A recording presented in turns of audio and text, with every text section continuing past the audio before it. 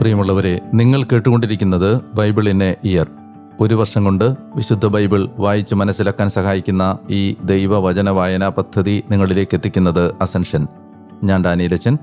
വചന വായനയിലൂടെ ദൈവസ്വരം കേൾക്കാനും ദൈവത്തിൻ്റെ കണ്ണുകളിലൂടെ നമ്മുടെ ജീവിതത്തെ നോക്കിക്കാണാനും ബൈബിളിലൂടെയുള്ള ഈ മനോഹരമായ യാത്രയിലേക്ക് ഒരിക്കൽ കൂടി നിങ്ങളെ ക്ഷണിക്കുന്നു. ഇന്നു മുതൽ പുതിയ ഒരു വായനാ കാലഘട്ടം ആരംഭിക്കുകയാണ്. മിശിഹായുഗ പൂർത്തീകരണം, വിശുദ്ധ ലൂക്കായുടെ സുവിശേഷം.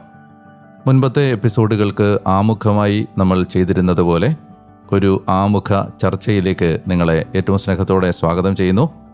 നമുക്ക് ഇന്ന് ഈ ചർച്ചയിൽ നമ്മളെ സഹായിക്കുന്നത് പതിവ് പോലെ ബഹുമാനപ്പെട്ട വിൽസനച്ചനാണ്. നമ്മുടെ ഈ വായനാ പദ്ധതിയുടെ ഭാഗമായി ചേർന്ന് നിന്നുകൊണ്ട് വചനം നമ്മോടൊപ്പം വായിക്കുന്ന അച്ഛനെ ഏറ്റവും സ്നേഹത്തോടെ ഒരിക്കൽ കൂടി ഈ പോഡ്കാസ്റ്റിലേക്ക് സ്നേഹത്തോടെ സ്വാഗതം ചെയ്യുന്നു. വിൽസനച്ച, കഴിഞ്ഞ എപ്പിസോഡിൽ അച്ഛനെ ഞങ്ങൾ മിസ് ചെയ്തു. വളരെ തിരക്കിട്ട യാത്രകളുടെ സമയമായിരുന്നതുകൊണ്ടും പെട്ടെന്ന് വായന സമയം വന്നു ചേർന്നതുകൊണ്ടും അച്ഛനെ പെട്ടെന്ന് റീച്ച് ഔട്ട് ചെയ്യാൻ കഴിയാത്ത ഒരു സാഹചര്യം ഉണ്ടായി. എങ്കിലും പുതിയ ഈ മിശിഹായുഗ പൂർത്തീകരണത്തിൻ്റെ ഘട്ടത്തിൽ അച്ഛനെ വീണ്ടും ഈ ചർച്ചയിലേക്ക് സ്നേഹത്തോടെ സ്വാഗതം ചെയ്യാൻ ഞങ്ങളെല്ലാവരും സന്തോഷത്തോടെ ആഗ്രഹിക്കുന്നു. അച്ഛനെ സ്വാഗതം ചെയ്യുന്നു. വളരെ സന്തോഷം. നമ്മുടെ ഈ ബൈബിൾ വായന യജ്ഞം വളരെ നന്നായിട്ട് മുന്നോട്ട് പോകുന്നു എന്ന് അച്ഛനെ വളരെ സന്തോഷത്തോടെ അറിയിക്കുകയാണ്. എനിക്ക് തോന്നുന്നു ബൈബിളിനെ സംബന്ധിച്ചുള്ള ഏറ്റവും വലിയൊരു പ്രത്യേകത പുനർവായനയാണ്. അതിൻ്റെ ഏറ്റവും വലിയ ശക്തി മനസ്സിലാക്കാനുള്ള സാധ്യത. പലപ്പോഴും പല പുസ്തകങ്ങളും ഒരു പ്രാവശ്യം വായിച്ച് അവസാനിപ്പിക്കുന്നിടത്ത് ഒരു പുനർവായനയുടെ സാധ്യത, അതായത് വായിക്കും തോറും കൂടുതൽ അറിവുകൾ, രഹസ്യങ്ങൾ തിരിച്ചറിയാൻ സാധിക്കുന്ന ഒരനുഭവം. അതാണ് ബൈബിളിൻ്റെ ഏറ്റവും വലിയ സവിശേഷത. പലപ്പോഴും നമ്മൾ ചിന്തിക്കും, ഇത് ഞാൻ വായിച്ചിട്ടുള്ളതല്ലേ, അല്ലെങ്കിൽ ഞാൻ ഒരു പ്രാവശ്യം ബൈബിള് മുഴുവൻ വായിച്ചിട്ടുണ്ട് എന്നൊക്കെ പറഞ്ഞ് നമ്മൾ സമാധാനപ്പെടുമ്പോൾ ഇപ്പോൾ ഈ ബൈബിൾ വായിക്കുമ്പോഴും ഇതുവരെ വായിച്ച ഒരു അനുഭവമല്ല നമുക്ക് കിട്ടുന്നത്. അതാണ് ബൈബിളിൻ്റെ ഏറ്റവും വലിയ പ്രത്യേകത എന്ന് എനിക്ക് തോന്നുന്നു. അച്ഛൻ തന്നെ ബൈബിള് എത്രയോ നാളായിട്ട് വ്യാഖ്യാനിക്കുകയാണ്. പക്ഷേ അച്ഛൻ ഓരോ പ്രാവശ്യം വ്യാഖ്യാനിക്കുമ്പോഴും ഒരു പുതിയ അറിവാണ് തരുന്നത്. ഇപ്പോൾ അച്ഛൻ പഠിപ്പിച്ചുകൊണ്ടിരിക്കുന്ന ബൈബിൾ ഭാഗങ്ങളൊക്കെ അച്ഛൻ പ്രസംഗത്തിലൂടെയും മറ്റു ക്ലാസ്സുകളിലൂടെയുമൊക്കെ പല പ്രാവശ്യം പഠിപ്പിച്ചിട്ടുള്ളതാണ്. പക്ഷേ ഇപ്പോൾ അച്ഛൻ പഠിപ്പിക്കുമ്പോൾ അതിൽ നിന്നൊക്കെ ഉയർന്ന തലത്തിൽ, അല്ലെങ്കിൽ അതിൽ നിന്നൊക്കെ വ്യത്യസ്തമായ തലത്തിൽ സംസാരിക്കുന്നു, പഠിപ്പിക്കുന്നു എന്നുള്ളത് ബൈബിളിൻ്റെ ഏറ്റവും വലിയ സവിശേഷതയായിട്ട് കാണുന്നു. എനിക്ക് തോന്നുന്നു ഈ ബൈബിൾ വായനയിൽ പങ്കുചേരുന്നവർക്കെല്ലാം അതേ അനുഭവമായിരിക്കാം ഉണ്ടാകുക. ആദ്യമായിട്ട് വായിക്കുന്നവരാണെങ്കിലും പലയാവർത്തി വായിച്ചിട്ടുള്ളവരാണെങ്കിലും പുനർവായനയുടെ ഒരു വലിയ അനുഭവം, അതായത് വായിക്കും തോറും അതിൽ നിന്ന് ഊറി വരുന്ന ജീവൻ്റെ ജലത്തിൻ്റെ അനുഭവം, അത് ഒരു പ്രത്യേകതയായിട്ട് എനിക്ക് തോന്നുന്നു. അച്ഛനും അങ്ങനെ തോന്നാറുണ്ടോ? അതായത് ഈ ബിറ്റ്സ് ആൻഡ് പീസസ് ആയിട്ട് നമ്മൾ വായിച്ച കാര്യങ്ങൾ, ഒരു പ്രത്യേക സാഹചര്യത്തിൽ വായിച്ച പ്രത്യേക ഭാഗങ്ങൾ, ഒരിക്കലും മൊത്തത്തിൽ കണക്റ്റഡ് ആയിട്ട് കാണാൻ പറ്റാതിരുന്ന ബൈബിളിലെ എപ്പിസോഡുകൾ, വ്യത്യസ്ത സംഭവങ്ങൾ, യാതൊരു തരത്തിൽ ബന്ധവും ഇല്ല എന്ന് ചിന്തിച്ചിരുന്ന ബൈബിളിലെ സംഭവങ്ങൾ, ഇതെല്ലാം ഒരു കഥയുടെ വിവിധ രംഗങ്ങളാണ് എന്ന് തിരിച്ചറിയാനാണ് എന്നെ ഈ ബൈബിൾ വായന സഹായിച്ചത്. നമ്മൾ രക്ഷാകര പദ്ധതി 73 ഗ്രന്ഥങ്ങളിലൂടെ ഇതൾ വിരിഞ്ഞു വരുമ്പോൾ അത് ദൈവം എത്രയോ ജ്ഞാനത്തിൻ്റെ പൂർണ്ണതയിൽ നമുക്ക് വേണ്ടി ഒരുക്കിയ ഒരു സാൽവേഷൻ സ്റ്റോറിയാണ് എന്ന് മനസ്സിലാക്കാൻ എന്നെ ഇത് സഹായിച്ചു. അപ്പോൾ അതാണ് എൻ്റെ ഏറ്റവും വലിയ പ്രത്യേകത. അതുകൊണ്ട് തന്നെയാണ് ഈ എപ്പിസോഡ് വളരെ പ്രധാനപ്പെട്ടതായി മാറുന്നത്. പഴയ നിയമത്തിലെല്ലാം ചിതറിക്കിടന്ന ഈ രക്ഷയുടെ പൂർത്തീകരണത്തിൻ്റെ പ്രതീക്ഷകളെ എങ്ങനെയാണ് സുവിശേഷങ്ങൾ പൂർത്തീകരിക്കുന്നത് എന്ന് അറിയാനും ഇത് സഹായിക്കുന്നുണ്ട്. നമ്മൾ ഈ ഒരു വായനാ കാലഘട്ടത്തിൽ ഒത്തിരി എക്സൈറ്റഡ് ആയിട്ടാണ് അടുത്ത 9 ദിവസങ്ങൾ കൊണ്ട് ലൂക്കായുടെ സുവിശേഷം വായിക്കാൻ തുടങ്ങുന്നത്. അപ്പോൾ അത് എന്നെ സന്തോഷിപ്പിക്കുന്നു. മക്കബായരുടെ പുസ്തകം നമ്മൾ ഏതാണ്ട് 1 മാസത്തോളം എടുത്ത് വായിച്ച് പൂർത്തിയാക്കി. ഇനി ഈ പൂർത്തീകരണ ഘട്ടത്തിലേക്ക്, സുവിശേഷത്തിലേക്ക് കടക്കുമ്പോൾ ഞാനും ഒത്തിരി സന്തോഷത്തിലും ആഹ്ലാദത്തിലും ഹൃദയത്തിൻ്റെ നിറവിലുമാണ്. നമ്മളിപ്പോൾ മക്കബായരുടെ പുസ്തകമാണല്ലോ വായിച്ച് പൂർത്തിയാക്കിയത്. എനിക്ക് തോന്നുന്നു ബൈബിളിൽ ഒരുപക്ഷെ ഏറ്റവും നമുക്ക് ഇന്ന് ഒരു പാഠമായി സ്വീകരിക്കാവുന്ന ഒരു ഭാഗമാണ് 2 മക്കബായർ 6-7 അധ്യായങ്ങൾ. അതായത് മതപീഡനത്തിൻ്റെ ഒരനുഭവത്തെക്കുറിച്ചാണ്. ചെന്നത് നന്നായിട്ട് പഠിപ്പിച്ചു തന്നു. എങ്കിലും ഇന്ന് അതിൽ പറയുന്നത് പോലെ ഭഗ്നാശരാകാതെ ജീവിച്ചു കൊള്ളുക. ഇതെല്ലാം ഈ ക്രിസ്തീയ ജീവിതത്തിൻ്റെ ഭാഗമാണ് എന്ന് മനസ്സിലാക്കാനായിട്ട് ഈ ഗുരു ഏലിയാസറിൻ്റെയും അമ്മയുടെയും 7 മക്കളുടെയും അതുപോലെ അന്ന് മതപീഡനം അനുഭവിച്ച എല്ലാവരുടെയും ഒരു അനുഭവം നമുക്ക് സാക്ഷ്യമാകുന്നുണ്ട്. യഥാർത്ഥത്തിൽ മക്കബായരുടെ പുസ്തകം ബൈബിളിൽ ഉൾപ്പെടുത്തിയിരിക്കുന്നത് തന്നെ എനിക്ക് തോന്നുന്നു ഒത്തിരി കഥകൾ അല്ലെങ്കിൽ ഒത്തിരി സംഭവങ്ങൾ പറയുന്നുണ്ടെങ്കിൽ പോലും ഇതാണ് ഇന്ന് ഒരു പക്ഷേ നമുക്ക് വളരെ സ്വീകാര്യമായ ഒരു ഭാഗമെന്ന് തോന്നുന്നു. എന്ത് പറയുന്നു അച്ഛനക്ക്? അതായത് പുതിയ നിയമത്തിലേക്ക് പ്രവേശിക്കാനുള്ള ഏറ്റവും അടുത്ത ഒരുക്കമാണ് മക്കബായർ നമുക്ക് നൽകുന്നത്. അച്ഛൻ പറഞ്ഞ പോലെ നമ്മൾ പ്രതീക്ഷിക്കാത്ത സംഭവങ്ങൾ ചരിത്രത്തിൽ നടക്കുമ്പോൾ നിരാശപ്പെട്ടു പോകാനുള്ള സാധ്യത ഏതൊരു വിശ്വാസിക്കുമുണ്ട്. ഇപ്പോൾ ഉദാഹരണത്തിന് ക്രിസ്തുവിലേക്ക് വന്ന ഒരാൾക്ക് ഉണ്ടാകുന്ന സഹനങ്ങൾ, ക്രിസ്തുവിനെ രക്ഷകനായി സ്വീകരിച്ച ഒരാൾ അനുഭവിക്കുന്ന പീഡനങ്ങൾ, ഇത് ചിലപ്പോഴെങ്കിലും വിശ്വാസത്തിൽ വളർന്നിട്ടില്ലാത്ത ആളുകൾക്ക് ഒരു നിരാശയ്ക്ക് കാരണമാകാനിടയുണ്ട്. കാരണം ഞങ്ങൾ എന്തുകൊണ്ട് യേശുവിലേക്ക് വന്നിട്ടും വീണ്ടും സഹിക്കേണ്ടി വരുന്നു എന്ന ചിന്ത. രക്ഷാകര ചരിത്രം അല്ലെങ്കിൽ ദൈവം ഒരുക്കുന്ന രക്ഷയുടെ വഴിയിൽ ദൈവം അനുവദിക്കുന്ന സഹനങ്ങളുടെ പ്രാധാന്യം രക്ഷാകരമാണ് എന്ന് നമ്മളെ പഴയ നിയമത്തിൽ ഏറ്റവും അധികം ഓർമ്മിപ്പിച്ചത് മക്കബായരുടെ പുസ്തകമാണ്. മക്കബായരുടെ പുസ്തകത്തിൽ കണ്ട ഒരു സഹനത്തിൻ്റെ നടുവിലെ പ്രത്യാശ ഒരിക്കലും അതിന് മുൻപുള്ള ഗ്രന്ഥങ്ങളിൽ അത്രയും മിഴിവോടെ കാണാൻ നമുക്ക് കഴിഞ്ഞിട്ടില്ല. പ്രത്യേകിച്ച് അച്ഛൻ സൂചിപ്പിച്ച ഈ പുരോഹിതൻ അതുപോലെ അമ്മയും 7 മക്കളുമൊക്കെ നമ്മളെ ഓർമ്മിപ്പിച്ചത് വിശ്വാസം ശക്തിപ്പെടുന്നതോ തെളിയിക്കപ്പെടുന്നതോ വിശ്വാസത്തിൻ്റെ സാക്ഷ്യങ്ങൾ മനോഹരമായി അവതരിപ്പിക്കപ്പെടുന്നതോ പീഡനങ്ങളുടെ നടുവിലാണ്. രണ്ടാമത്തെ കാര്യം, ചരിത്രത്തെ നിയന്ത്രിക്കുന്നത് മനുഷ്യരല്ല ദൈവമാണ് എന്ന പാഠം ബൈബിള് പലതവണ ആവർത്തിച്ചു. ആ പാഠം ഒരിക്കൽ കൂടി നമ്മൾ തിരിച്ചറിഞ്ഞ സന്ദർഭമാണ് മക്കബായരുടെ പുസ്തകം. വല്ലാത്ത പ്രതീക്ഷയറ്റുപോയ ഒരു ചരിത്രസന്ധിയിൽ ദൈവം പോലും സംസാരിക്കാത്ത കാലമെന്ന് ബൈബിള് പഠിക്കുന്നവർ വിളിക്കുന്ന ഒരു കാലത്ത് എത്ര വിദഗ്ധമായിട്ടാണ് ഒരു രംഗപടത്തിന് പുറകിൽ മറഞ്ഞിരുന്ന് അല്ലെങ്കിൽ ഒരു നാടകം നടക്കുമ്പോൾ അതിൻ്റെ പിന്നിൽ അണിയറയിൽ നിന്ന് അല്ലെങ്കിൽ അതിൻ്റെ പിന്നാമ്പുറങ്ങളിൽ നിന്ന് എല്ലാം നിയന്ത്രിക്കുന്ന ഒരു മനോഹരമായ വ്യക്തിയെപ്പോലെ, ഒരു സംവിധായകനെ പോലെ ദൈവം എല്ലാറ്റിൻ്റെയും പിന്നിൽ ദൈവത്തിൻ്റെ ചലനങ്ങളുണ്ട് എന്ന് കാണാൻ നമ്മളെ സഹായിച്ചൊരു ഗ്രന്ഥം കൂടിയാണ്. എനിക്ക് തോന്നുന്നു പുതിയ നിയമത്തിലേക്ക് കടക്കാനുള്ള ഏറ്റവും നല്ല ആമുഖമാണ് മക്കബായരുടെ ഗ്രന്ഥം. നമുക്ക് വിശുദ്ധ ലൂക്കോസിൻ്റെ സുവിശേഷത്തെക്കുറിച്ച് പഠിക്കുന്നതിന് മുമ്പ് എനിക്കെപ്പോഴും ഉണ്ടായിട്ടുള്ളൊരു സംശയമാണ്. യഥാർത്ഥത്തിൽ സുവിശേഷം എഴുതുമെന്ന് നമ്മൾ വിചാരിച്ചവർ അല്ലെങ്കിൽ എഴുതണമെന്ന് നമ്മൾ കരുതുന്നവരാരും സുവിശേഷം എഴുതിയിട്ടില്ല. അതിലൊരു എക്സെപ്ഷൻ ഉള്ളത് വിശുദ്ധ യോഹന്നാനും വിശുദ്ധ മത്തായിയുമാണ്. എന്നാൽ സ്ലീഹന്മാർക്കല്ലേ ഏറ്റവും നന്നായിട്ട് സുവിശേഷം എഴുതാൻ സാധിക്കുമായിരുന്നത്. ഇവിടെ വിശുദ്ധ ലൂക്കോസ് ഒരു വിജാതീയ ക്രിസ്ത്യാനിയാണ്. ഏതാണ്ട് 3-ാം തലമുറയിൽ വരുന്ന ഒരു ക്രിസ്ത്യാനിയാണ്. എങ്ങനെയാണ് വിശുദ്ധ ലൂക്കോസ് ഈ സുവിശേഷം എഴുതുവാൻ തക്കവണ്ണമുള്ള ഒരു യോഗ്യത അല്ലെങ്കിൽ അതിന് വേണ്ടുന്ന ഒരു കഴിവ് നേടിയത്? The most prolific writer in the new testament എന്ന ഒരു പേര് ആർക്കെങ്കിലും കൊടുക്കാമെങ്കിൽ നോർമലി ഒരുപക്ഷെ നമ്മൾ ചിന്തിക്കാൻ സാധ്യതയുള്ളത് പൗലോസ്ലിഹായ്ക്കാണ്. കാരണം അദ്ദേഹം അത്രയും എക്സ്റ്റൻസീവായിട്ട് എഴുതിയതുകൊണ്ട്. പക്ഷേ ബൈബിള് യഥാർത്ഥത്തിൽ ശ്രദ്ധിച്ച് വായിച്ച് പഠിക്കുന്നവരുടെ അഭിപ്രായത്തിൽ the most prolific author in the new testament is Luke. ലൂക്കായാണ് ബൈബിളിലെ ഏറ്റവും നല്ല എഴുത്തുകാരൻ എന്ന് പലരും അഭിപ്രായപ്പെടുന്നത്. അച്ഛൻ ചോദിച്ച പോലെ അന്ത്യോക്യയിൽ ജനിച്ച വിജാതീയനായിരുന്ന യേശുവിൻ്റെ രക്ഷാകര സംഭവങ്ങളെ നേരിട്ട് കണ്ടിട്ടില്ലാത്ത, ദൃക്സാക്ഷി അല്ലാത്ത ഈ ഒരു വ്യക്തി എങ്ങനെ ഈ സുവിശേഷ രചനയ്ക്കായി തന്നെ രൂപപ്പെടുത്തി അല്ലെങ്കിൽ ദൈവം രൂപപ്പെടുത്തി എന്നത് കൗതുകകരമായൊരു ചോദ്യമാണ്. നമ്മൾ കാണുന്നത് ലൂക്ക ഒരു ഡോക്ടറായിരുന്നു. അതുപോലെ തന്നെ അദ്ദേഹം വിശുദ്ധ പൗലോസിൻ്റെ സന്തത സഹചാരിയായിരുന്നു. തിമോത്തിക്ക് എഴുതുന്ന സമയത്ത് പൗലോസ്ലിഹ പറയുന്നുണ്ട്, എൻ്റെ കൂടെ ആരും ഇല്ല, ലൂക്ക മാത്രമേ എൻ്റെ കൂടെയുള്ളൂ എന്ന് പറയുന്നുണ്ട്. ദേമാസ് ലോകത്തോടുള്ള ആസക്തി മൂലം എന്നെ വിട്ടുപിരിഞ്ഞു, ഞാൻ അടുത്ത സ്ഥലത്തേക്ക് പലരെ അയച്ചിരിക്കുന്നു, മർക്കോസിനെ നീ കൂട്ടിക്കൊണ്ട് വരണം എന്നൊക്കെല്ലാം പറയുമ്പോൾ ലൂക്ക മാത്രമേ എൻ്റെ കൂടെ ഉള്ളൂ എന്ന ഒരു പരാമർശം അവിടെ വായിക്കുന്നുണ്ട്. ഞാൻ മനസ്സിലാക്കുന്നിടത്തോളം പൗലോസ് അപ്പോസ്തലനെ അദ്ദേഹം കാരാഗ്രഹത്തിൽ കടന്ന സന്ദർഭത്തിൽ ഒഴികെ മറ്റെല്ലാ സന്ദർഭങ്ങളിലും നിഴലുപോലെ അനുഗമിച്ച ഒരാളായിരുന്നു ലൂക്ക.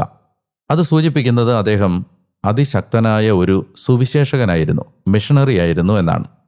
അപ്പോൾ വിശ്വാസം അന്ത്യോക്യയിൽ വെച്ച് വിശ്വാസികൾ ക്രിസ്ത്യാനികളെന്ന് ആദ്യമായി വിളിക്കപ്പെട്ട സ്ഥലത്ത് വെച്ച് വിശ്വാസം സ്വീകരിച്ച ഈ വ്യക്തി ക്രിസ്തുവിനെ പങ്കുവെച്ചു കൊടുക്കാൻ പരിശുദ്ധാത്മാവിൽ പ്രചോദിതനായ സമയത്ത് അദ്ദേഹം അതെങ്ങനെ പങ്കുവെച്ചു കൊടുക്കണമെന്ന് പ്രാർത്ഥനാനിരതമായി ധ്യാനിച്ച് ചിന്തിച്ച് ജീവിച്ചപ്പോൾ അദ്ദേഹത്തിന് മുമ്പിൽ പരിശുദ്ധാത്മാവ് തുറന്നു കൊടുത്ത ഒരു വഴിയായിരുന്നു യേശുവിൻ്റെ ജീവിതവും സഭയുടെ ജീവിതവും ഏറ്റവും സത്യസന്ധമായി കൃത്യതയോടെ അന്വേഷിച്ചറിഞ്ഞ് അവതരിപ്പിച്ചാൽ അതായിരിക്കും അയാൾക്ക് ചെയ്യാൻ കഴിയുന്ന ഏറ്റവും വലിയ മിഷണറി പ്രവർത്തനമെന്ന് ചിന്തിച്ചിട്ടുണ്ടാവും. പിന്നെ ഇതിനൊരു ചരിത്ര പശ്ചാത്തലം കൂടിയുണ്ട്. പൗലോസ് അപ്പോസ്തലൻ കേസറിയായിൽ തടവിലാക്കപ്പെട്ട് 2 വർഷത്തോളം കഴിഞ്ഞാണ് റോമിലേക്ക് കൊണ്ടുപോകപ്പെടുന്നത്. ഈ സമയത്ത് ലൂക്ക ഫ്രീ ആണ്. പലരും അഭിപ്രായപ്പെടുന്നത് ഈ സമയത്താണ് ലൂക്ക വ്യക്തിപരമായി ദൃക്സാക്ഷികളെ ഇൻ്റർവ്യൂ ചെയ്ത് കൃത്യമായ വിവരങ്ങൾ ശേഖരിച്ചതെന്നാണ്. ഉദാഹരണത്തിന് ഈശോയുടെ ജനന വിവരണത്തിൽ ഇൻഫൻസി നരേറ്റീവിൽ ആ നരേറ്റീവ് മുഴുവൻ പരിശുദ്ധ അമ്മയുടെ കണ്ണുകളിലൂടെയാണ് ആ ഭാഗം മുഴുവൻ അവതരിപ്പിക്കപ്പെടുന്നത്. അതായത് നമുക്ക് കൃത്യമായിട്ട് വായിച്ചറിയാൻ പറ്റും ഇത് പരിശുദ്ധ അമ്മയുടെ കാഴ്ചപ്പാടിലാണ് അവതരിപ്പിക്കപ്പെടുന്നത്. യഥാർത്ഥത്തിൽ ലൂക്കായ്ക്ക് ഈ വിവരം എവിടെ നിന്ന് കിട്ടി? ലൂക്ക പരിശുദ്ധ അമ്മയെ നേരിട്ട് കണ്ട് ചോദിച്ചറിഞ്ഞു. അങ്ങനെയാണ് ഈ കേസറിയയിൽ പൗലോസ് അപ്പോസ്തലൻ 2 കൊല്ലത്തോളം തടവിലാക്കപ്പെട്ടപ്പോൾ ഈ ലൂക്ക ഫ്രീ ആയി. ഈ സമയത്ത് അദ്ദേഹം വിശുദ്ധ പത്രോസിനെ, അതുപോലെ തന്നെ പരിശുദ്ധ അമ്മയെ, യോഹന്നാനെ, കാരണം യോഹന്നാൻ്റെ സുവിശേഷവും ലൂക്കായുടെ സുവിശേഷവും തമ്മിൽ ചില അപൂർവങ്ങളായ സാമ്യങ്ങളുണ്ട്. യോഹന്നാൻ ഉപയോഗിക്കുന്ന ചില വിശദാംശങ്ങൾ ലൂക്കായി ഉപയോഗിക്കുന്നുണ്ട്. അതുകൊണ്ടാണ് അദ്ദേഹം സുവിശേഷത്തിൻ്റെ തുടക്കത്തിൽ പറയുന്നത് എല്ലാ കാര്യങ്ങളും ശ്രദ്ധാപൂർവം പരിശോധിച്ചറിഞ്ഞതിന് ശേഷമാണ് തെയോഫിലോസ് ഞാനിത് നിനക്ക് എഴുതുന്നത് എന്ന് പറയുന്നത്. അപ്പോൾ 1 ദൈവത്തിൻ്റെ ആത്മാവിൻ്റെ ശക്തമായ പ്രചോദനം, 2 സുവിശേഷം പങ്കുവെക്കപ്പെടണമെങ്കിൽ കൃത്യതയോടെ യേശുവിൻ്റെ ജീവിതം അതിൻ്റെ എല്ലാ വിശദാംശങ്ങളോടെയും അവതരിപ്പിക്കണമെന്ന് അദ്ദേഹത്തിന് ദൈവത്തിൻ്റെ ആത്മാവ് കൊടുത്ത പ്രചോദനം.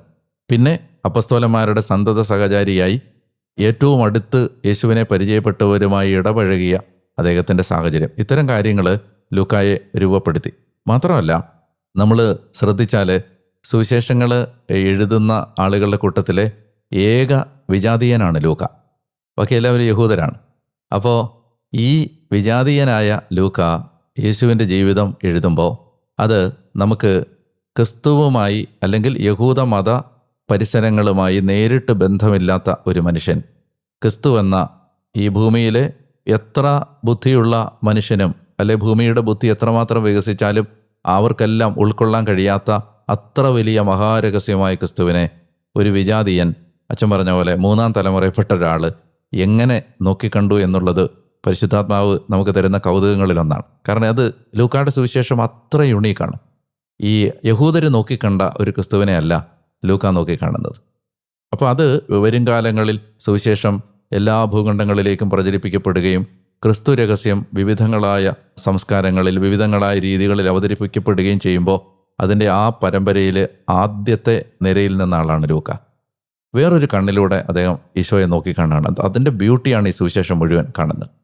എനിക്ക് തോന്നുന്നു അശ്വനിപ്പോൾ പറഞ്ഞതുപോലെ ഈ ക്രിസ്തു രഹസ്യം ഏറ്റവും നന്നായിട്ട് അറിയാവുന്ന ഒരാളായിരുന്നു പരിശുദ്ധ അമ്മ. അമ്മയിൽ നിന്ന് ഈ ദിവ്യരഹസ്യം പകർന്നെടുക്കുവാൻ സ്വർഗം നിയോഗിച്ച വിശുദ്ധ ലൂക്കോസ്, അതൊരു യഥാർത്ഥത്തിൽ സുവിശേഷമെന്ന് വിളിക്കപ്പെടാവുന്ന, സുവിശേഷം എന്നുള്ള പേര് ഏറ്റവും യോഗ്യതയുള്ളത് ഈ ഒരു സുവിശേഷത്തിനായിരിക്കും. കാരണം ആദ്യത്തെ സുവിശേഷം അറിയിക്കപ്പെട്ടത് പരിശുദ്ധ അമ്മയോടാണല്ലോ. അത് നമുക്ക് അറിയാൻ സാധിച്ചില്ലായിരുന്നെങ്കിൽ, അല്ലെങ്കിൽ പരിശുദ്ധ അമ്മ ഏറ്റവും കൂടുതൽ തെറ്റിദ്ധരിക്കപ്പെടാമായിരുന്ന ചില സാഹചര്യങ്ങളൊക്കെ ഒഴിവാക്കിയത് വിശുദ്ധ ലൂക്കോസാണെന്ന് എനിക്ക് തോന്നുന്നു. അതായത് ഏറ്റവും കൗതുകരമായ കാര്യം, ഈ കന്യകാജനനം പോലെ ഒരു കാര്യം എഴുതുന്നത് ഒരു ഡോക്ടറാണെന്ന് നമ്മൾ ഓർക്കണം. സാധാരണ ഡോക്ടർമാർ ഈ വിഷയത്തിലൊക്കെ സ്കെപ്റ്റിക്കലായ ആളുകളാണ്. പിന്നെ പരിശുദ്ധ അമ്മ എല്ലാം ഹൃദയത്തിൽ സംഗ്രഹിച്ച് നടന്ന ആളാണ്. നമുക്കൊരിക്കലും ചിന്തിക്കാൻ പറ്റില്ല പരിശുദ്ധ അമ്മ ഇത് ആരോടെങ്കിലും അങ്ങോട്ട് പോയി പറഞ്ഞ് ഈ കാര്യങ്ങളെക്കുറിച്ചുള്ള രഹസ്യങ്ങൾ വെളിപ്പെടുത്തുമെന്ന്. അപ്പോൾ മാതാവിനോട് അത്രയും ഹൃദയം കൊണ്ട് അടുത്ത് നിന്നൊരാൾ വീട്ടിൽ താമസിച്ച് അമ്മയുടെ ഏറ്റവും ഏകാന്ത നിമിഷങ്ങളിൽ അമ്മയുടെ അടുത്തിരുന്ന് നേരിട്ട് ചോദിച്ചറിഞ്ഞപ്പോൾ ഈ ലോകത്ത് വേറെ ആർക്കും ഇതറിയില്ല. പരിശുദ്ധ സുവിശേഷത്തിന്റെ ഏറ്റവും വലിയ നഷ്ടമായി പോയനെ അറിയാതെ പോയിരുന്നു. അതെ അതെ അതെ. അപ്പോൾ അത്രയും കൃത്യതയോടുകൂടി അദ്ദേഹം ആ ഇൻഫൻസി നരേറ്റീവ് വേറെ ഒരിടത്തും ഇത്രയും ഇല്ല. ഡീറ്റെയിൽ ആയിട്ട് ദൂരം കാര്യങ്ങളാണ് എഴുതുന്നത്. അതും അമ്മയുടെ കണ്ണുകളിലൂടെയാണ് മുഴുവൻ എഴുതപ്പെടുന്നത്. ഞാനും നിൻ്റെ പിതാവും ഉത്കണ്ഠയോടെ നിന്നെ അന്വേഷിച്ചു എന്നൊക്കെ പറഞ്ഞിട്ട് വരുന്ന ആ ഉത്കണ്ഠ, ആകാംക്ഷ. പിന്നെ ലൂക്കായുടെ സുവിശേഷത്തിൻ്റെ പ്രത്യേകത ഡീറ്റെയിൽസിൻ്റെ എല്ലാ വിശദാംശങ്ങളിലേക്ക് അദ്ദേഹം കടന്നിട്ടുണ്ട്. അപ്പം അച്ഛനീ പറഞ്ഞ പോലെ നമുക്ക് വലിയ നഷ്ടമായേനെ അത്. ഒരു പോപ്പുലർ ഗോസ്പൽ എന്ന് വേണമെങ്കിൽ ഈ ലൂക്കോസിന്റെ സുവിശേഷത്തെ വിളിക്കാം, അല്ലേ? അതായത് ഒരു ജനകീയ സുവിശേഷം. അതായത് ആർക്കും വായിച്ചാൽ വളരെ ഹൃദ്യമായിട്ട് തോന്നുന്ന കഥകളും സംഭവങ്ങളും പലപ്പോഴും നമ്മൾ ഈ സാധാരണ ജീവിതത്തിൽ ക്രൈസ്തവർ പോലും എടുത്ത് ഉപയോഗിക്കുന്ന എത്രയോ ഉപമകളും സംഭവങ്ങളും, ഉദാഹരണത്തിന് നല്ല ശമറയാക്കാരൻ, അതെ, ഇതൊക്കെ ഒരു സംഭാഷണത്തിന്റെ ഒരു ഭാഗമായിട്ട് തന്നെ കടന്നു വരുന്നത് ഒക്കെ ലൂക്കോസിന്റെ ഒരു ജനകീയ സുവിശേഷത്തിന്റെ പ്രത്യേകതയാണെന്ന് തോന്നുന്നു. അതായത് ശരിക്കും ലൂക്ക പ്രസന്റ് ചെയ്യുന്നത് യേശുവിൻ്റെ മനുഷ്യത്വമാണ്, യോഹന്നാൻ പ്രസന്റ് ചെയ്തത് യേശുവിൻ്റെ ദൈവത്വമാണ്. തികച്ചും പൂർണ്ണനായ ഒരു മനുഷ്യൻ ക്രിസ്തുവിൽ എങ്ങനെയാണ് ആവാഹിക്കപ്പെട്ടത് എന്നതിൻ്റെ വിശദീകരണമാണ് ലൂക്ക പറയുന്നത്. പിന്നെ യഥാർത്ഥത്തിൽ നമ്മൾ ഓർക്കുന്നുണ്ട് ഈശോയുടെ പ്രലോഭനം, കർത്താവിൻ്റെ ഈ ഒരു മനുഷ്യൻ എന്ന നിലയിലുള്ള കഷ്ടപ്പാടുകൾ, ഇതെല്ലാം ലൂക്കായുടെ പ്രത്യേകതയാണ്. ഞാൻ അച്ഛൻ്റെ ഈ പ്രതികരണത്തോട് ചേർത്ത് ലൂക്കായുടെ സുവിശേഷത്തിൻ്റെ യുണീക്കായ ചില പ്രത്യേകതകളുണ്ട്, അതുകൂടി ഒന്ന് പരാമർശിക്കുമ്പോൾ നമ്മൾ ഈ പറയുന്ന ആ വിഷയം പൂർണ്ണമാവും. അതായത് സക്കറിയ പ്രവാചകന് ദേവാലയത്തിൽ വെച്ചുണ്ടാകുന്ന ദർശനം, അത് ലൂക്കായിൽ മാത്രമേ ഉള്ളൂ. പിന്നെ അതുപോലെ തന്നെ പരിശുദ്ധ അമ്മയോടുള്ള മംഗളവാർത്ത ലൂക്കായി മാത്രമേ ഉള്ളൂ. മാതാവിൻ്റെ സ്തോത്രഗീതം ലൂക്കായി മാത്രമേ ഉള്ളൂ. സക്കറിയായുടെ സ്തോത്രഗീതം ലൂക്കായി മാത്രമേ ഉള്ളൂ. അതുപോലെ മാലാഖമാർ അട്ടടയന്മാർക്ക് നൽകുന്ന സന്ദേശം, അതുപോലെ തന്നെ ഈശോ ദേവാലയത്തിൽ കാഴ്ചവെക്കപ്പെടുമ്പോൾ ശിമിയോനും അന്നായും ആ കഥാപാത്രങ്ങൾ, പിന്നെ 12-ാമത്തെ വയസ്സിൽ കർത്താവ് ദേവാലയത്തിൽ വരുമ്പോൾ നടക്കുന്ന ആ ഡീറ്റെയിൽഡായിട്ടുള്ള വിവരണങ്ങൾ, ഈ ഇൻഫൻസി നറേറ്റീവിൽ യഥാർത്ഥത്തിൽ ലൂക്ക അത്ര കൃത്യതയോടെ ഈ വിവരങ്ങൾ അവതരിപ്പിക്കുന്നു. പിന്നെ പ്രധാനമായിട്ടും ലൂക്കായിൽ മാത്രം കാണുന്ന ചില ഉപമകളുണ്ട്. അച്ഛൻ നേരത്തെ പറഞ്ഞ പോലെ ഈ ലോകത്ത് ഒട്ടും ബൈബിൾ അറിയാത്തവർക്ക് പോലും അറിയാൻ കഴിയുന്ന അല്ലെ അറിയാവുന്ന ചില ഉപമകൾ. ഒന്ന് നല്ല സമറിയാക്കാരൻ, പിന്നെ രാത്രിയിൽ അപ്പം കടം ചോദിക്കാൻ വരുന്ന സ്നേഹിതൻ, പിന്നെ ഭോഷനായ ധനികൻ, പരിസേന ചുങ്കക്കാരനും, ഫലം തരാത്ത അത്തിവൃക്ഷത്തെ കർത്താവ് വെട്ടിക്കളയാൻ പറയുന്ന ആ ഭാഗം, പിന്നെ കാണാതെ പോയ ആട്, കാണാതെ പോയ നാണയം, ധൂർത്തപുത്രൻ, അതുപോലെ തന്നെ ധനവാനും ലാസറും, ന്യായാധിപൻ്റെ അടുത്ത് പോയി നിരന്തരം ചോദിക്കുന്ന വിധവ, അച്ഛൻ പറഞ്ഞ പോലെ ഫരിസേയനും ചുങ്കക്കാരനും, ഇങ്ങനെ യഥാർത്ഥത്തിൽ വേറെ ഒരിടത്തും കാണാത്ത ഈ മെറ്റീരിയൽ, അതിൽ ഓരോ ഉപമ ആവട്ടെ സംഭവങ്ങളാവട്ടെ എത്ര ബ്യൂട്ടിഫുള്ളാണ് അതെല്ലാം. അത് ഇല്ലായിരുന്നെങ്കിൽ നമ്മുടെ സ്ക്രിപ്ചർ എത്രയോ നഷ്ടം അനുഭവിക്കേണ്ടി വരുമായിരുന്നു. മാത്രമല്ല ഈ ചില നരേറ്റീവ്സ്, ഉദാഹരണത്തിന് നായിനിലെ വിധവയുടെ മകനെ ഉയർപ്പിക്കുന്ന സംഭവം, അതുപോലെ പാപിനിയായ സ്ത്രീ യേശുവിൻ്റെ പാദത്തെ അഭിഷേകം ചെയ്യുന്ന സംഭവം, പിന്നെ യേശുവിനെ അനുഗമിച്ച സ്ത്രീകളെക്കുറിച്ചുള്ള വിവരണം, അതുപോലെ തന്നെ 72 പേരെ അയക്കുന്നതുമായി ബന്ധപ്പെട്ടിട്ടുള്ള വിവരണങ്ങൾ, ജെറുസലേമിനെ നോക്കി ഈശോ കരയുന്നത്, പിന്നെ ഹെറോദിൻ്റെ മുമ്പിൽ വിചാരണ ചെയ്യപ്പെടുന്നത് വേറെ ഇല്ല, അതുപോലെ തന്നെ നല്ല കള്ളൻ സക്കേവൂസ്, അപ്പോൾ എമ്മാവൂസ് സംഭവം അല്ലേ. പിന്നെ അച്ഛൻ കഴിഞ്ഞ മത്തായിയുടെ സുവിശേഷത്തിൽ ചോദിച്ച പോലെ ഈ സ്വർഗാരോഹണം മത്തായി പറഞ്ഞിട്ടില്ലെങ്കിൽ അതിൻ്റെ ഏറ്റവും ഡീറ്റെയിൽഡായുള്ള വിവരണം ലൂക്കായിലാണ് നടക്കുന്നത്. ഉദാഹരണം പറഞ്ഞാൽ പച്ചമരത്തോട് അവർ ഇങ്ങനെ ചെയ്തെങ്കിൽ ഉണക്കമരത്തോട് അവരെന്തു തന്നെ ചെയ്യുകയില്ല. ഇത് ലൂക്കായി മാത്രം കാണുന്ന ഒരു സ്റ്റേറ്റ്മെൻറ്റാണ്. ഇതുപോലെയുള്ള വളരെ യുണീക്കായ സെൻറ്റൻസുകൾ, ഇതൊക്കെ ലൂക്ക യഥാർത്ഥത്തിൽ നമ്മുടെ മുമ്പിൽ നമുക്ക് തരുന്ന വലിയ നിധികളാണ്, സമ്മാനങ്ങളാണ്.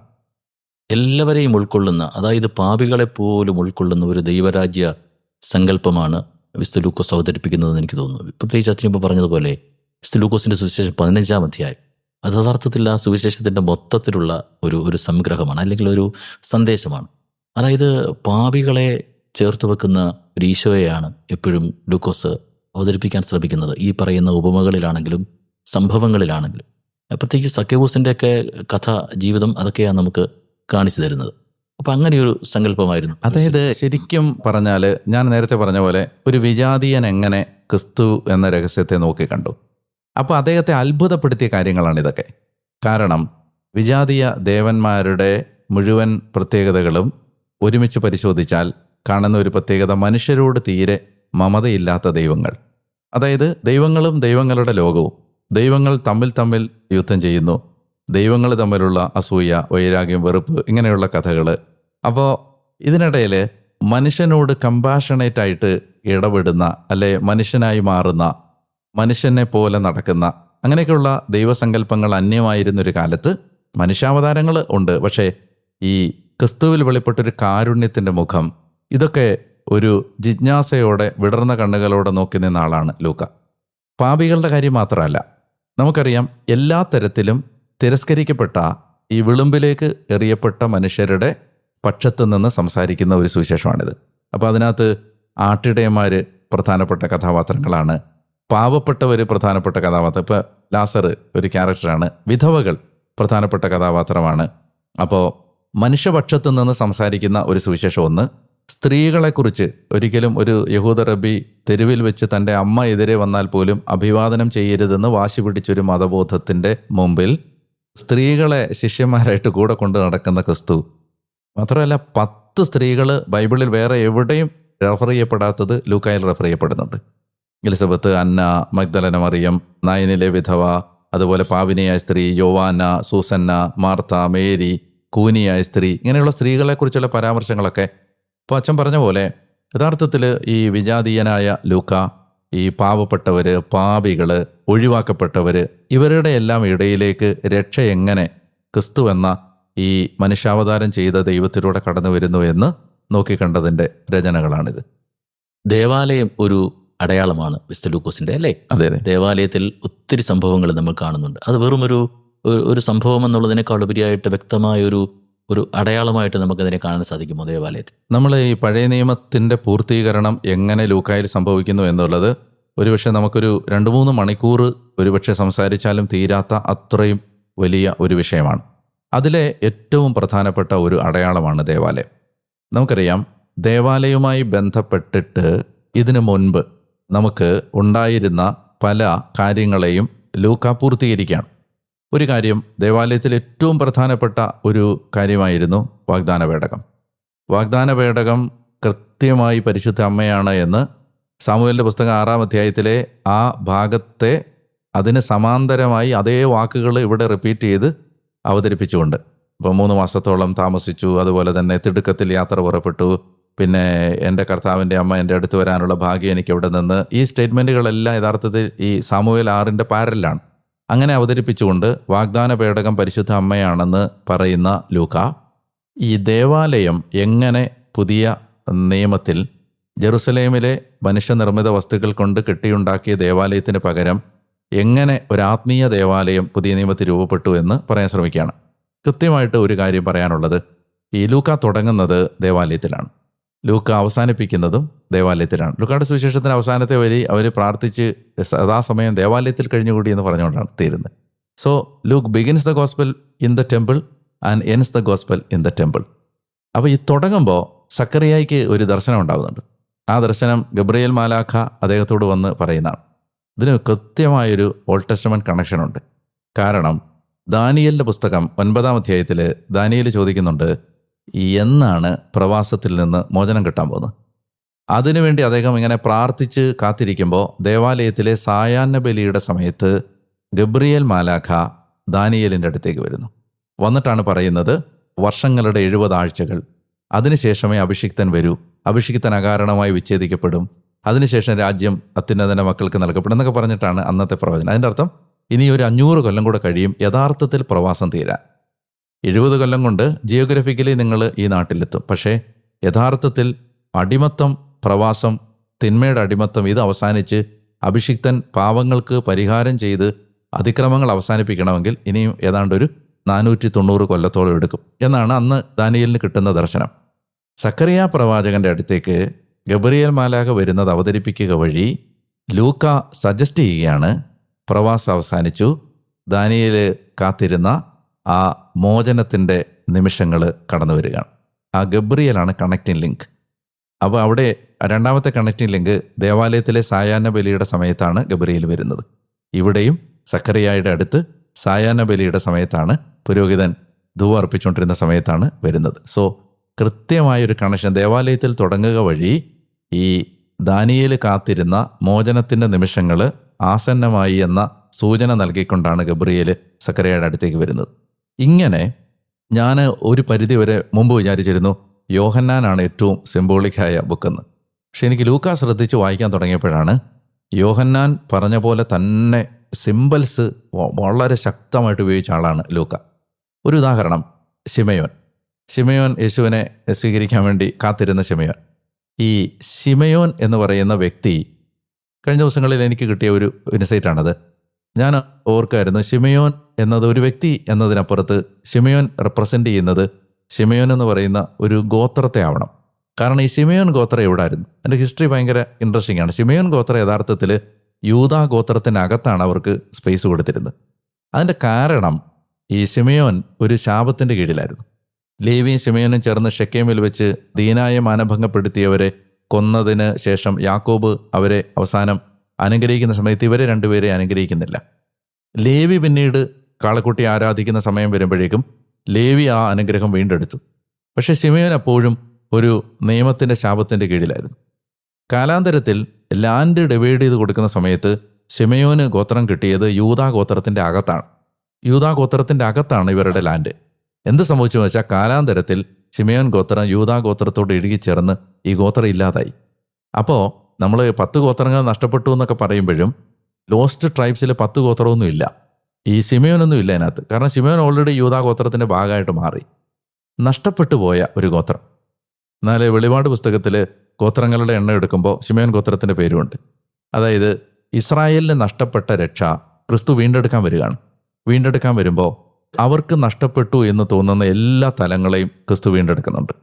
അങ്ങനെ വീണ്ടെടുക്കുമ്പോൾ ഈ ചരിത്രത്തിൽ എവിടെയോ മാഞ്ഞുപോയ, അറിയപ്പെടാതെ പോയ, അല്ലെങ്കിൽ വിസ്മൃതിയിലേക്ക് മറഞ്ഞുപോയ ഈ ശിമയോൻ ഗോത്രം യഥാർത്ഥത്തിൽ ഒരു രക്ഷ കാത്തിരിപ്പുണ്ട്. ആ രക്ഷ കാത്തിരുന്ന ശിമയോൻ ഗോത്രത്തിൻ്റെ സിമ്പലാണ് ശിമയോൻ. ആ ശിമയോനാണ് യേശുവിനെ കൈകളിലെടുത്ത് ഇന്ന് ഈ രക്ഷ ഞാൻ കണ്ടു കഴിഞ്ഞു. നഷ്ടപ്പെട്ടു പോയ ഇസ്രായേലിലെ ഈ മറഞ്ഞുപോയ ഗോത്രം പറയുകയാണ്, ഞങ്ങൾ നഷ്ടപ്പെട്ടു എന്ന് കരുതിയ, കാണാൻ കഴിയില്ല എന്ന് കരുതി ഞങ്ങൾ കാത്തിരുന്ന ഈ രക്ഷ ഇപ്പോൾ ഞാനിത് എൻ്റെ കയ്യിൽ എടുക്കുകയാണ്. ഇങ്ങനൊരു സിമ്പലുണ്ട്. ഇത് ഒത്തിരി റീഡിങ്ങിൻ്റെ ടെക്സ്റ്റാണെന്ന് ചിലപ്പോൾ തോന്നാം. പക്ഷെ അങ്ങനെ തോന്നാതിരിക്കാൻ അടുത്തൊരു സാധനമുണ്ട്. അതാണ് ഈ അന്ന ആഷേർ ഗോത്രജയായിരുന്നു. ആഷേർ ഗോത്രം ഈ ലോസ്റ്റ് ട്രൈബ്സിൻ്റെ ഭാഗമാണ്. അപ്പോൾ ഈ 2 കഥാപാത്രങ്ങളെ അവതരിപ്പിക്കുക വഴി ലൂക്ക പറയുകയാണ്, നിങ്ങൾ നഷ്ടപ്പെട്ടു എന്ന് കരുതിയ 10 ഗോത്രങ്ങൾ എവിടെയോ അതിലെ അവശേഷിച്ച ചിലർ രക്ഷ കാത്തിരിപ്പുണ്ടായിരുന്നു. അവരും റെസ്റ്റോർ ചെയ്യപ്പെടുകയാണ്. അതായത് ഒരു യൂണിവേഴ്സൽ കോൾ ടു സാൽവേഷൻ, രക്ഷയിലേക്കുള്ളൊരു സാർവത്രിക വിളി ക്രിസ്തു ബാക്കി വെക്കുന്നുണ്ട് എന്ന് ഓർമ്മിപ്പിക്കുന്ന ആളാണ്. ഇനി ഈ അന്നായുടെ പ്രായം 84 വയസ്സാണ്. 84 എന്ന് പറഞ്ഞാൽ 12 × 7 ആണ്. അത് 7 ബൈബിളിലെ പൂർണ്ണതയുടെ ദൈവികതയുടെ നമ്പറാണ്. 12 to 7 ആണ് 84. അതിനർത്ഥം 12 ഗോത്രങ്ങളും തങ്ങളുടെ പൂർണ്ണതയിലേക്ക് എത്തുന്നത് ഈ ക്രിസ്തുവിനെ കയ്യിലെടുക്കുമ്പോഴും കാണുമ്പോഴുമാണ് എന്ന് ഓർമ്മിപ്പിക്കുന്ന സിമ്പലാണ് 84. ഇങ്ങനെ ലൂക്കായിൽ നമ്മൾ കാണാത്ത ഒത്തിരി അടയാളങ്ങളുണ്ട്. അത്രയും കെയർഫുള്ളായിട്ട് എഴുതപ്പെട്ട ഒരു വരി പോലും, ഒരു വാക്ക് പോലും വിട്ടുകളയാതെ പഠിക്കേണ്ട പുസ്തകങ്ങളിലൊന്നാണ്. പിന്നെ നമുക്കറിയാലോ, വംശാവലി മാതാവിൻ്റെ പരമ്പരയാണ് ലൂക്ക അവതരിപ്പിക്കുന്നത്. തീർച്ചയായിട്ടും മാതാവിൻ്റെ കണ്ണുകളിലൂടെ ഈ ഇൻഫൻസി നരേറ്റീവ് അവതരിപ്പിച്ചതുകൊണ്ടാണത്. അപ്പോൾ അതുകൊണ്ട് ലൂക്ക പറയുകയാണ്, ലീഗലി ഈശോ ദാവീദിൻ്റെ വംശവുമായിട്ട് കണക്റ്റഡ് ആവുന്നത് ജോസഫുമായിട്ടാണ്. പക്ഷെ ബയോളജിക്കലി കണക്റ്റഡ് ആവുന്നത് മറിയവുമായിട്ടാണ്. അത് മറിയവും ദാവീദിൻ്റെ വംശത്തിൽ പിറന്ന ആളായിട്ട് ആ ലൈനാണ് ലൂക്ക അവതരിപ്പിക്കുന്നത്. ഇങ്ങനെ ഒത്തിരി കാര്യങ്ങൾ ലൂക്കായിൽ നമുക്ക് കാണാനായിട്ട് പറ്റും. പച്ചൻ പറഞ്ഞ പോലെ യഥാർത്ഥത്തിൽ ഈ പറയുന്ന ദേവാലയം എന്ന് പറയുന്ന സിമ്പല് ഇതുപോലെ ഞാൻ നേരത്തെ പറഞ്ഞ പോലെയുള്ള കുഞ്ഞു കുഞ്ഞു കാര്യങ്ങളെല്ലാം ലൂക്ക നമ്മൾ വിചാരിക്കുന്ന പോലെ നിസ്സാരമായിട്ടല്ല പ്രസൻറ്റ് ചെയ്യുന്നത്. ലൂക്ക പ്രസൻറ്റ് ചെയ്യുന്നത് ലൂക്കയ്ക്ക് കൃത്യമായ ആ പഴയ നിയമ ധാരണയിൽ വെച്ചിട്ടാണ്. അവിടെയൊക്കെയാണ് നമ്മൾ അത്ഭുതപ്പെടുന്നത്. ഇത് ആരാ എഴുതുന്നത്? യഹൂദനല്ല ഈ യഹൂദൻ്റെ സ്ക്രിപ്ചറിലെ ഏറ്റവും മറഞ്ഞു കിടന്ന നിഗൂഢമായ രഹസ്യങ്ങൾ മനസ്സിലാക്കുന്നത്. പരിശുദ്ധാത്മാവ് എങ്ങനെയാണ് ഈ ബൈബിൾ എഴുത്തുകാരിലൂടെ പ്രവർത്തിച്ചത് എന്നതിൻ്റെ ഏറ്റവും നല്ല ഉദാഹരണങ്ങളൊന്നാണ് ഈ ലൂക്ക. അത് തന്നെ എനിക്ക് ചോദിക്കാനുള്ളത്. അതായത് ലൂക്കായുടെ കാര്യത്തിൽ മാത്രമല്ല, ബാക്കിയുള്ള എല്ലാ ബൈബിൾ രചിച്ചവരുടെയും കാര്യത്തിലാണ്. അതായത് ഇവർ ഈ രഹസ്യങ്ങൾ തിരിച്ചറിഞ്ഞിട്ടുണ്ടാകുമോ? ഈ അടയാളങ്ങൾ ഇത് തന്നെയാണ്. അല്ലെങ്കിൽ ഇപ്പോൾ അച്ഛൻ പറഞ്ഞല്ലോ, ലൂക്കായിൽ പൂർത്തിയാക്കുന്ന പഴയ നിയമത്തിൻ്റെ ഒരു പ്രവചനം, അല്ലെങ്കിൽ പഴയ നിയമത്തിൻ്റെ ഒരു കണക്ഷൻ. അച്ഛൻ പ്രസംഗിക്കുമ്പോൾ എപ്പോഴും ഇങ്ങനെയുള്ള കണക്ഷൻസ് ആണല്ലോ അച്ഛൻ എപ്പോഴും പറയുന്നത്. അപ്പോൾ യഥാർത്ഥത്തിൽ ഈ വ്യക്തികൾക്ക് അത് മനസ്സിലായിട്ടുണ്ടാകുമോ? ഉണ്ടാവാം, ഇല്ലാതിരിക്കാം.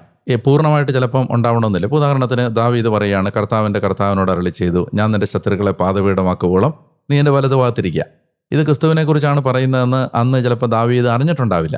പക്ഷേ ഈ വെളിപാടുകൾ സംസാരിക്കപ്പെടുന്നത് ആത്മാവിൽ നിന്നാണ്. അപ്പോൾ അതിന് ചിലപ്പോൾ കോൺഷ്യസ് മെൻ്റൽ ക്ലാരിറ്റി ഉണ്ടാവണമെന്നില്ല പലതിനും. ഇപ്പോൾ ഒരാളൊരു പ്രവചനം പറയുമ്പോൾ അയാളുടെ ബുദ്ധിയല്ല സംസാരിക്കുന്നത്, ആത്മാവാണ് സംസാരിക്കുന്നത്. അപ്പോൾ ദൈവത്തിൻ്റെ ആത്മാവ് ഈ ബൈബിൾ എഴുത്തുകാരിലൂടെ ഈ നിഗൂഢതകൾ എഴുതുമ്പോൾ അവർ ചിലപ്പോൾ കാണാത്ത ഒരു കണക്ഷൻ പരിശുദ്ധാത്മാവ് കാണുന്നുണ്ടാവും. ചിലപ്പോൾ വേണ്ടത്ര ക്ലാരിറ്റിയിൽ ഇവർക്ക് മനസ്സിലാവണമെന്നില്ലത്. പക്ഷേ സ്ക്രിപ്ചറിൻ്റെ റിയൽ ഓതർ ഹോളി സ്പിരിറ്റ് ആയതുകൊണ്ട് പരിശുദ്ധാത്മാവ് ആണ് ഈ കണക്ഷൻസ് എല്ലാം എസ്റ്റാബ്ലിഷ് ചെയ്തിരിക്കുന്നത്. അല്ലെങ്കിൽ പരിശുദ്ധാത്മാവാണ് കാണിച്ചു തരുന്നത്. ബൈബിൾ എഴുത്തുകാർ എത്രത്തോളം അത് മനസ്സിലാക്കിയിരുന്നു എന്നുള്ളത് സംശയമാണ്. പക്ഷേ അവർക്ക് അവരുടെ ഉള്ളിലൊരു ഫ്രെയിമും ഒരു സ്ട്രക്ചറും ഒരു തീമും വരാതെ അവർക്ക് എഴുതാൻ പറ്റില്ലല്ലോ. അപ്പോൾ അത് അവരിൽ വരുമ്പോൾ അതിൻ്റെ ഡീറ്റെയിൽസ്, വിശദാംശങ്ങൾ, ആഴം ഒരുപക്ഷെ നമ്മൾ ഇന്ന് കൂടുതൽ അടുത്ത് വായിക്കുമ്പോൾ മനസ്സിലാവുന്ന ആ തിരിച്ചറിവുകളൊക്കെ ചിലപ്പോൾ ഉണ്ടാവണമെന്നില്ല. ബട്ട് ഇത് ഗൈഡ് ചെയ്യപ്പെട്ടത് പരിശുദ്ധാത്മാവിൻ്റെ ശക്തമായ പ്രവർത്തനത്തിലാണ് എന്ന് അവരും തിരിച്ചറിഞ്ഞിട്ടുണ്ട്, നമുക്കും തിരിച്ചറിയാൻ പറ്റും. ഓരോ കാര്യങ്ങളും ചോദിക്കണമെന്നുണ്ട്, പക്ഷേ അച്ഛൻ പഠിപ്പിക്കുമ്പോൾ അതെല്ലാം പറയുമെന്ന് വിചാരിക്കുന്നു. ഈശോയുടെ ഒരു മാനുഷികമായ ഭാഷ ഉപയോഗിക്കുമ്പോൾ ഒരു വീക്ക്നെസ് ആയിരുന്നു ബഥനി. യഥാർത്ഥത്തിൽ മറിയത്തെയും മാർത്തയെയും ഒക്കെ ലൂക്കോസ് നന്നായിട്ട് അവതരിപ്പിക്കുന്നുണ്ട്. അപ്പോൾ കർത്താവിൻ്റെ വ്യക്തിബന്ധങ്ങൾ അല്ലെങ്കിൽ കുടുംബ ബന്ധങ്ങളെക്കുറിച്ചുള്ള ഒരു വിവരണമാണോ അതോ എന്താ ഈ മാർത്തായെയും മറിയത്തെയും പ്രാധാന്യത്തോടുകൂടെ ലൂക്ക അവതരിപ്പിക്കുന്നത് എന്തുകൊണ്ട്? അതായത് നമ്മൾ ഒരു പരിധിവരെ കുറേ ആത്മീയത പല തലങ്ങളിൽ വളർന്നപ്പോൾ, ഉദാഹരണത്തിന് വെസ്റ്റേൺ സ്പിരിച്വാലിറ്റി, ഈസ്റ്റേൺ സ്പിരിച്വാലിറ്റി, ഇങ്ങനെ പല രീതിയിൽ കർത്താവിനെ മനസ്സിലാക്കുന്ന രീതികൾ വളർന്നപ്പോൾ ഒരു പരിധിവരെ ആത്മീയത എന്ന് പറഞ്ഞാൽ ആരോടും ബന്ധമില്ലാതിരിക്കുക എന്ന ഒരു തരത്തിൽ വ്യാഖ്യാനിക്കപ്പെട്ടു പോയിട്ടുണ്ട് പിന്നീട്. പക്ഷെ നമ്മൾ സുവിശേഷങ്ങൾ വളരെ ശ്രദ്ധിച്ച് വായിക്കുമ്പോൾ വളരെ ഇഴയെടുപ്പമുള്ള ബന്ധങ്ങളിൽ വിശ്വസിച്ചിരുന്ന ആളായിരുന്നു യേശു. കർത്താവ് ഒരേ സമയം തന്നെ മരുഭൂമിയിൽ ഒറ്റയ്ക്ക് പോയിരുന്ന് പ്രാർത്ഥിക്കുമ്പോൾ തന്നെ ആ മറു സൈഡിൽ എത്ര ആഴമായ മനുഷ്യബന്ധങ്ങളാണ് ക്രിസ്തു സൂക്ഷിച്ചിരുന്നത്. അതായത് കർത്താവ് പറയുന്നുണ്ടല്ലോ, അതായത് എനിക്ക് നിങ്ങളുടെ കൂടെ ഈ ഭക്ഷണം മരിക്കുന്നതിന് മുമ്പ് കഴിക്കണമെന്ന് ഞാൻ ആഗ്രഹിച്ചു.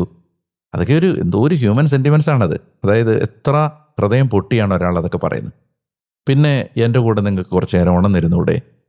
ഒരു തികച്ചും സാധാരണക്കാരനായ അബലനായ ആശ്രയം തിരയുന്ന ഒരു മനുഷ്യൻ്റെ കൺസേണാണ് അവിടെ അവതരിപ്പിക്കുന്നത്. നമുക്ക് ഇതൊന്നും ഒരു ആക്ടിങ് അല്ലല്ലോ, ഷോ ഓഫ് അല്ലല്ലോ. ക്രിസ്തു നമ്മളെ ആക്ട് ചെയ്ത് കാണിച്ചല്ലോ, ക്രിസ്തു ജീവിക്കുകയല്ലായിരുന്നു. അപ്പോൾ യഥാർത്ഥത്തിൽ തനിക്ക് താനാകാൻ കഴിയുന്ന ഒരിടം, അതിന് പേരല്ലേ വീട്. ബാക്കി എല്ലായിടത്തും നമ്മൾ അഭിനയിക്കുകയല്ലേ. പ്രത്യേകിച്ച് ഈശോയുടെ മരണത്തിന് മുമ്പുള്ള ദിവസങ്ങളിൽ നമ്മൾ പറയുന്ന പോലെ ആ സൈലൻറ്റ് വെനസ്ഡേ, ബുധനാഴ്ചയൊക്കെ ഈ വീട് തിരഞ്ഞെടുത്തു എന്നൊക്കെ പറയുന്നത് അത്രയും ഈശോയ്ക്ക് ഇവരോട് ബന്ധമുണ്ട്.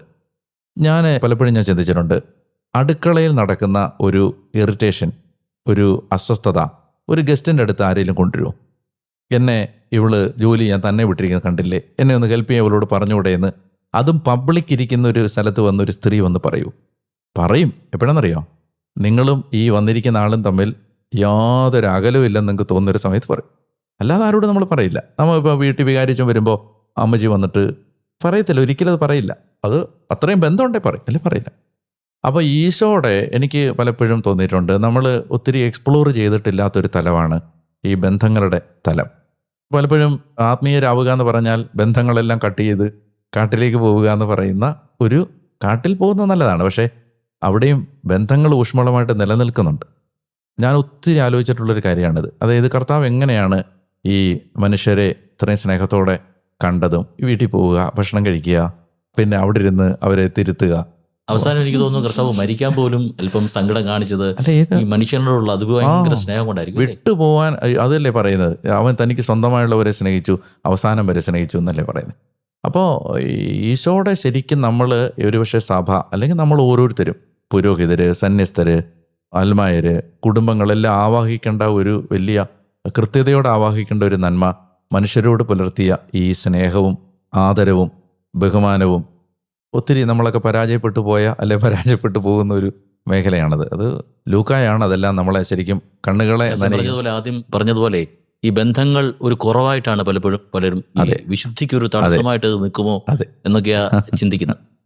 അച്ഛനെപ്പോഴും കുർബാനയെക്കുറിച്ച് പഠിപ്പിക്കുമ്പോൾ ഇത് ഫോർത്ത് കപ്പൊക്കെ പഠിപ്പിക്കില്ലേ? അപ്പോൾ കുർബാനയെക്കുറിച്ച് വളരെ നന്നായിട്ട് ലൂക്കോസ് പഠിപ്പിക്കുകയാണ്. ഇങ്ങനെ എങ്ങനെ കിട്ടി എന്ന് ഈ പറഞ്ഞ പോലെ നമുക്ക് ഇതൊക്കെ ഒത്തിരി കൗതുകത്തോടെ മാത്രം നമ്മൾ നോക്കിക്കാണുന്ന കാര്യമാണ്. പ്രത്യേകിച്ച് നമുക്കറിയാം ലൂക്കായൊക്കെ ഈ സുവിശേഷം എഴുതുമ്പോൾ ഒരു പരിധിവരെ ആരാധന സഭയിൽ സജീവമായി കഴിഞ്ഞു. അപ്പോൾ എന്നും കുർബാനയിൽ സംബന്ധിക്കുന്ന, അപ്പം മുറിക്കുന്ന ഒരു വിശ്വാസി വിശുദ്ധ കുർബാനയെ കുറെ കൂടി ആഴത്തിൽ മനസ്സിലാക്കാൻ കണ്ടെത്തിയ അന്വേഷണങ്ങളുടെ ഭാഗമായിട്ട് കിട്ടിയ വിശദാംശങ്ങളാണ് അതിനകത്ത് അദ്ദേഹം എഴുതുന്നത്. പ്രത്യേകിച്ച് ആ ലൂക്കായുടെ ആ വിവരണം, കർത്താവ് 2 പ്രാവശ്യം പാനപാത്രം എടുത്തു എന്നുള്ള ആ വിവരണം ഇല്ലായിരുന്നെങ്കിൽ നമുക്കൊരിക്കലും ഈ പെസഹ വ്യാഴാഴ്ച സന്ധ്യയിൽ നടന്ന ഈ ആചാരം ക്രിസ്തുവിൻ്റെ മരണവുമായിട്ട് ബന്ധമുണ്ട് എന്ന് എസ്റ്റാബ്ലിഷ് ചെയ്യാൻ നമ്മൾ പാടുപെട്ടേനെ. കാരണം 2 സംഭവങ്ങളാണ്. പിറ്റേ ദിവസം നടക്കുന്ന ഒരു ജുഡീഷ്യൽ മർഡർ എങ്ങനെ ഒരു ബലിയായിട്ട് മാറും, അത് ബലിയായിരുന്നു, അതൊരു പെസഹാ ബലിയായിരുന്നു എന്ന കണക്ഷൻ കിട്ടുന്നത് ലൂക്കായുടെ വിശദാംശത്തിൽ നിന്നാണ്. അപ്പോൾ അത്ര ഇമ്പോർട്ടൻ്റ് ആണ് ആ ഡീറ്റെയിൽ. വിശുദ്ധ ലൂക്കായുടെ ഫീസ്റ്റ് കഴിഞ്ഞേ ഉള്ളൂ. അപ്പോൾ എനിക്ക് ഇത്തവണ ഈ പ്രാവശ്യമാണ് എനിക്ക് അന്നത്തെ ദിവസം എനിക്കങ്ങ് ലൂക്കായെക്കുറിച്ച് വായിക്കണം, അറിയണം. അങ്ങനെ അസാധാരണമായൊരു സ്നേഹം ഇത്രയും കാലം ഉണ്ടായിരുന്നിട്ടില്ല. കാരണം യോഹന്നാനൊക്കെയാണ് നമുക്ക് കുറച്ചൊരു നമ്മൾ താല്പര്യത്തോടെ കണ്ടിരുന്നത്. പക്ഷേ ഞാൻ ഓർക്കുകയാണ് ഒരു വല്ലാത്ത ഒരു സ്നേഹം. പിന്നെ ഇങ്ങനെയും പറയാറുണ്ട്, അതായത് പൗലോസ് അപ്പസ്തോലൻ്റെ കൂടെ നടന്നിട്ട് അപ്പസ്തോല പ്രവർത്തനങ്ങൾ ലൂക്ക എഴുതുന്നത് സെയിൻറ്റ് പോളിന് ഡിഫൻസ് ആയിട്ടാണ്. കാരണം ഇത് ഈ വിചാരണ കാത്ത് ജയിലിൽ കിടക്കുന്ന ആൾക്ക് വേണ്ടി ആരെങ്കിലും ഇയാളുടെ ഹോൾ സ്റ്റോറി നന്നായിട്ട് പ്രസൻറ്റ് ചെയ്യണം. അങ്ങനെ പ്രസൻറ്റ് ചെയ്തൊരു വെർഷനാണ് അപ്പസ്തോല പ്രവർത്തനം എന്ന് പറയുന്നവരുമുണ്ട്. അപ്പോൾ ഒരു പരിധിവരെ നമുക്ക് അങ്ങനെയൊക്കെ ലൂക്കായെ നോക്കി കണ്ടാൽ ജയിലിൽ കിടക്കുന്ന തൻ്റെ ഗുരുനാഥൻ അല്ലെങ്കിൽ താൻ ആരുടെ കൂടെയാണോ ശുശ്രൂഷ, ആ മനുഷ്യനെ സേവ് ചെയ്യാൻ വേണ്ടി എല്ലായിടത്തും ഓടി നടന്ന് വിവരങ്ങൾ ശേഖരിച്ച് ഒരു ഡിഫൻസ് തയ്യാറാക്കുന്ന ലൂക്കായൊക്കെ നമുക്ക് എന്തോരം. അല്ല, ഈ കുർബാനയുടെ കാര്യമേ, അത് എമാവൂസിലേക്കുള്ള ആ യാത്രയിൽ അത് വളരെ വിശദമായിട്ട് അവസാനിപ്പിക്കും. അതെ, ഞാൻ ആ എമാവൂസ് സംഭവം കുറച്ച് അവസാനം നമ്മളിത് ഈ ഡിസ്കഷൻ അവസാനം പറയുന്നതുകൊണ്ടാണ് ഞാൻ അതിലേക്ക് കടക്കാൻ. ഞാൻ പറഞ്ഞ അത് കണക്ഷനെ കുർബാനയെക്കുറിച്ച് യഥാർത്ഥത്തിൽ പരിശുദ്ധ അമ്മയെക്കുറിച്ചും കുർബാനയെക്കുറിച്ചും ലൂക്കോസാണ് യഥാർത്ഥത്തിൽ നന്നായിട്ട് ഒരുപക്ഷെ നമുക്ക് അതുകൊണ്ടാണ് അതൊരു കാത്തലിക് ഗോസ്പലാണെന്ന് നമുക്ക് പറയാൻ പറ്റുന്നത്. അതായത് നമുക്ക് ഈ മറ്റ് വിശ്വാസ ശാഖകളിലുള്ളവർ തള്ളിക്കളയുന്ന പല കാര്യങ്ങളും അത്രയും ഗൗരവത്തോടെ അവതരിപ്പിച്ച ലൂക്ക ഈസ് മോറെ കാത്തലിക്. ഈ ചർച്ച തീരുന്നതിന് മുമ്പ് വളരെ പ്രധാനപ്പെട്ട ഒരു കാര്യം, നമ്മുടെ ഏറ്റവും വലിയ വിഷയം സ്വർഗവും നരകവും ഒക്കെയാണ്. ഒരുപക്ഷേ സ്വർഗവും നരകവും എന്താണെന്ന് ലൂക്കോസാണ് മറ്റാരും പറയാത്ത കാര്യം അല്ലെങ്കിൽ ഒരു ഉപമയിലൂടെ നമ്മളെ പഠിപ്പിക്കുന്നത്. ഈ ധനവാന്റെയും ലാസറിൻ്റെയും ഉപമയിലൂടെ യഥാർത്ഥത്തിൽ സ്വർഗത്തിൻ്റെ അവസ്ഥ എന്താണ്, നരകത്തിൻ്റെ അവസ്ഥ എന്താണ് എന്ന് വളരെ വ്യക്തമായി പഠിപ്പിക്കുമ്പോൾ അത് വെറുമൊരു കഥയാണോ അതോ സത്യമാണോ? അതായത് ഈശോയുടെ എല്ലാ ഉപമകളും ഇങ്ങനെ പറയാറുണ്ട്, ഈശോ കണ്ട ജീവിതങ്ങളെ കുറിച്ചുള്ള കഥകളാണ്. ഇതൊരു കഥ എന്നതിനേക്കാളധികം എവിടെയോ ഈശോയുടെ മനസ്സിൽ പതിഞ്ഞ ഒരു രംഗമാണ് ഒരു കഥയായി കർത്താവ് അവതരിപ്പിക്കുന്നതെന്ന് പറയാറുണ്ട്. അപ്പോൾ നമുക്ക് വേണമെങ്കിൽ ഇങ്ങനെ എടുക്കാം, ഇങ്ങനെ ഒരു മനുഷ്യനെ, ഒരു ധനികനെ, അല്ലെങ്കിൽ അയാളുടെ വീട്ടുവാതിൽക്കൽ കിടക്കുന്ന ഒരു പാവപ്പെട്ടവനെ കണ്ടപ്പോഴാണ്, അല്ലെങ്കിൽ കണ്ടതിന് ശേഷമാണ് ക്രിസ്തു ഇതൊരു ഉപമയായിട്ട് പറയുന്നതെന്ന് പറയാം. ചിലപ്പോൾ വ്യക്തികളെ പരാമർശിക്കാതിരിക്കാനോ ഒഫൻഡാവാതിരിക്കാനോ ഒക്കെ. അവിടെ അബ്രഹാമിൻ്റെ മടിയിൽ ഇരിക്കുന്ന ലാസറും നരകത്തിൽ കിടക്കുന്ന അല്ലെങ്കിൽ മരിച്ചവരുടെ ലോകത്ത് കിടക്കുന്ന ധനവാനും, ഇവർക്കിടയിലുള്ള ഒരു അഗാധ ഗർത്തം.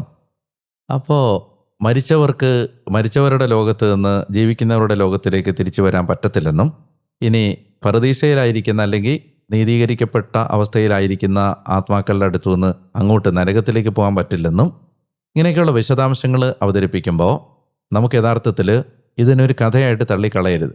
കാരണം കർത്താവ് അത്രയും ഗൗരവമായി പ്രതിപാദിക്കുന്ന ഒരു സംഭവമാണിത്.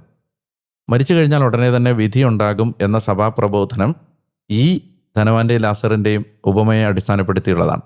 അതായത് ഇമ്മീഡിയറ്റ് ജഡ്ജ്മെൻറ്റ്, ഒരാൾ മരിച്ചു കഴിഞ്ഞാൽ ഉടനെ തനത് വിധി, പർട്ടിക്കുലർ ജഡ്ജ്മെൻറ്റ്. അപ്പോൾ സഭ ഇതിനെ ഒരു കഥയായിട്ടല്ല കണ്ടിരിക്കുന്നത്, ഇറ്റ്സ് എ ടീച്ചിങ്.